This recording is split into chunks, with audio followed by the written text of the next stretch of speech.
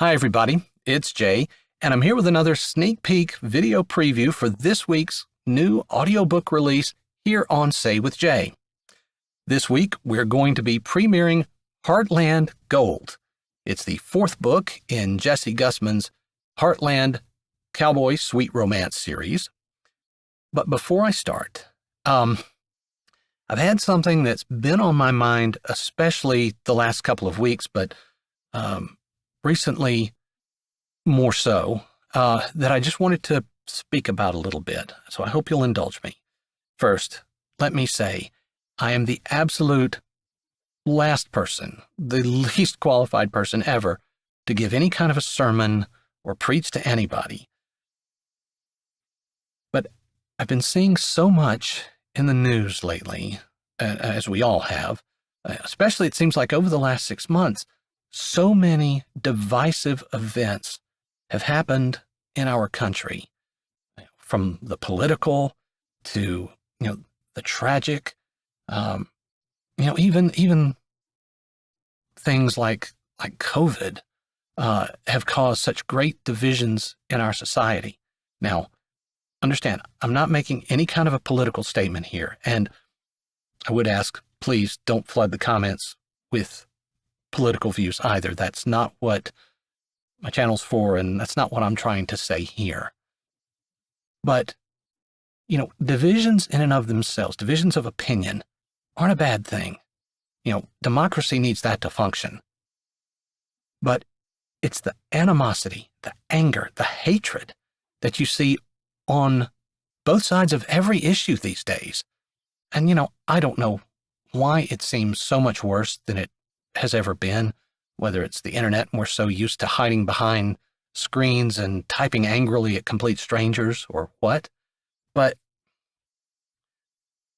it's causing lasting harm, I think. So what do we do? Well, I think the answer is really simple. Knowing the answer is really simple.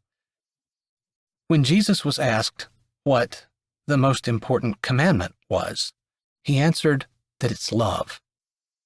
And that's our answer, love. Now, knowing the answer and showing, putting the answer into practice are two very different things. I understand that. But one of the most basic elements of love that we can all do, every single one of us is capable of, is showing kindness. Now, by the way, if you're not Christian, that's fine. If you don't believe at all, that's fine. Because I don't know of any other religion or any moral code, for that matter, that doesn't agree that kindness is a good thing. But, you used to hear the phrase, and you still do, I guess, random acts of kindness. And those are all well and good. But wouldn't it be great if we all made a considered, determined choice to be kind?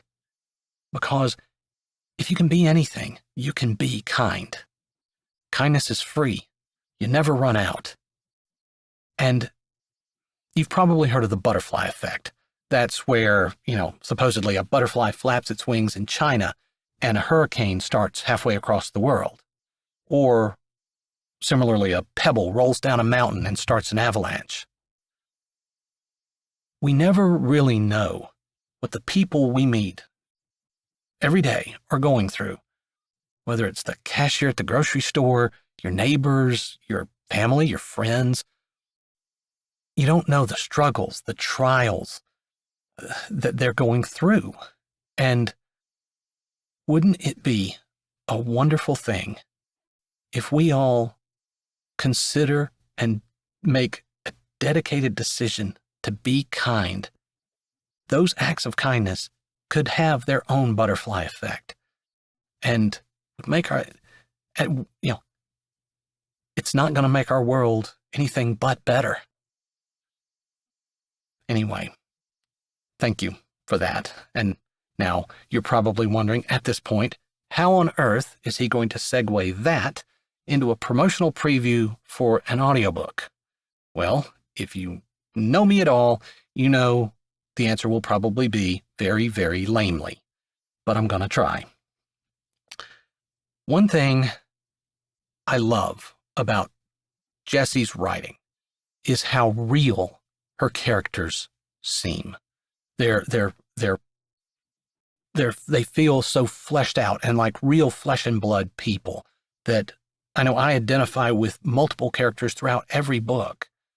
And in addition to that, the real emotions and real things that they do over the course of the book, even when there might be a fantastical event like a $1 billion inheritance, for instance, it's still the very real acts that people perform that move the story along. And this week's book, Heartland Gold, is about a man who decides to make an act of kindness. And that's how the story starts. The story, by the way, is the story of Shelby Henninger, a mother of 3 whose husband has recently left her, and she now works 3 jobs. She lives with her 3 children and her infirmed mother in a single-wide trailer. And her church decides to build an extension onto her mobile home, another bedroom, to help them out. And Keen Emerson, we've met the Emerson brothers over the last 2 weeks, over the last 2 books, I should say, is delivering the building supplies, and he's going to actually do the construction on her expansion. Along with, he's also delivering some Christmas presents for the children. Can his considered act of kindness lead to something more? Well, you'll have to listen to the full audiobook to find out, but you can hear this opening scene right now and, listen to it, hope you enjoy it, then come back this Friday to hear the full release of Heartland Gold. Thanks again. Be kind to each other. Love you too. Keen Emerson turned off his pickup and pushed the door open against the gusting Iowa wind. The trailer park on the outskirts of Prairie Rose was barren and brown this time of year, just a few weeks before Christmas. A few Christmas decorations were scattered through the area, but in order to stay where they had been placed, they had to be anchored quite firmly. Most of them hadn't been. He slammed his door closed and stared for just a second at the trailer in front of him. It might have been light blue at one point, but it was now a faded gray. The steps leaned awkwardly, and the small platform at the top of them didn't seem to be attached to the trailer. A swift swirl of apprehension surprised him, and he tightened his abdominal muscles instinctively, getting rid of it. He hadn't talked to Shelby Yingling much since they'd graduated from high school. She'd been a nice girl, smart, but the opposite of everything he was. He wouldn't have guessed that she would have ended up like this, though. A single mom with 3 small children living with her mother in a trailer park, and from what he'd heard from the folks at church, working 2 jobs to try to make ends meet. He strode up the rickety steps, hoping the small, wobbly platform held his weight, and knocked firmly on the door. The church had donated lumber and material to add a room onto the back of her trailer. Since her husband had taken off 2 years ago, her mother had come to live with them, and according to the ladies at church, Shelby had been sleeping on the couch all that time, giving her mother her bedroom. Another gust of wind rustled the brown leaves of corn left in the field adjacent to the trailer park. Keen couldn't hear whether there were footsteps in the trailer or not, so he knocked again. There was no car parked next to the trailer, but even if Shelby were working, her mother should be home. At least the ladies at the church seemed to think someone would be home, since this was the time they'd told him to come out with the lumber and also with the Christmas packages that had been donated for the children. He had lived in Iowa his entire life, so the cold, biting wind was not a shock, even as it seeped through his jacket and curled around his neck. After the heat of the summer, the chill of winter always took a little bit of getting used to. If he was going to put this addition on, he'd be working in the cold wind, so he willed his body to hurry up and get acclimated. Raising his hand to knock for the third time, not wanting to take the load of lumber that was on the trailer hooked to the back of his pickup home to his farm, he said a quick prayer that someone was home as his hand came down to rap on the door. Before it hit the cheap material, the door pulled open, and a woman who looked like she'd just gotten out of bed stood in front of him. Her hair was wild and in complete disarray around her face.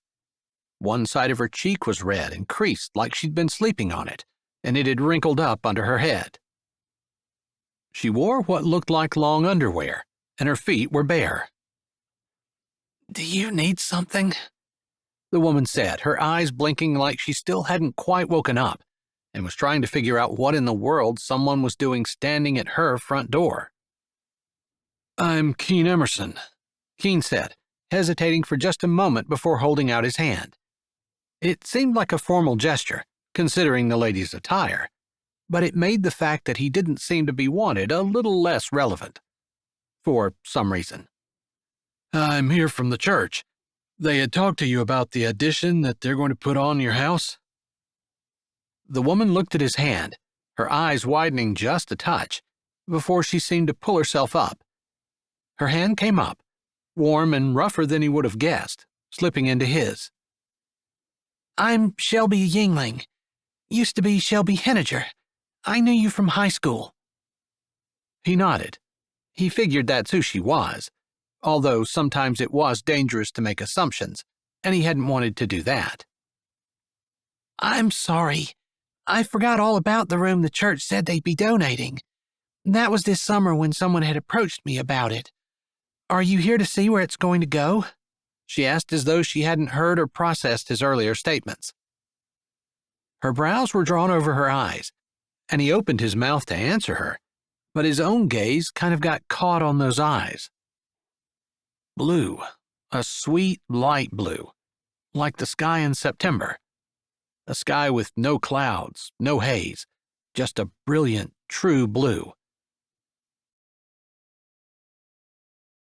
Hi, this is Jay, and thanks for listening. If you're ready for another great audiobook, here's one we think you might like. Or check out the playlist with all our latest releases. Don't forget to subscribe to Say with Jay, give this video a thumbs up, and tell us what you liked in the comments.